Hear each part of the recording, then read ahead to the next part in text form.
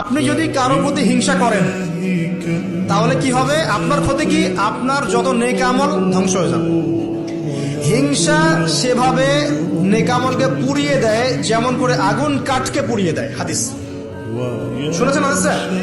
হিংসা সেভাবে নেক আমলকে পুড়িয়ে দেয় যেভাবে আগুন কাকে পুড়িয়ে দেয়? কাঠকে। আগুন কাঠে আগুন ধরিয়ে দেন, কাঠ বাকি থাকে, কয়লা ছাই হয়ে যাবে। ঠিক একই ভাবে আমল নামার নেকি সব ছাই হয়ে যাবে।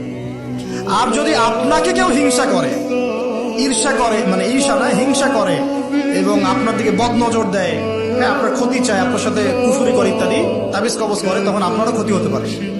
চোখ লাগলে, বদ নজর হলে, তাবিজ কবজ, আপনার ক্ষতি হতে পারে। আর এই ক্ষতি থেকে আপনি বাঁচবেন কিভাবে? এটা তো আপনার হাতে নাই, তাই না? কেউ যদি আপনাকে ঈর্ষা হিংসা করে, এটা তো আপনার হাতে নাই, আছে? নাই। একটা উপায় হচ্ছে মানুষের থেকে নিজেকে যত পারেন আড়াল করার চেষ্টা করেন। এই যে বারবার বলি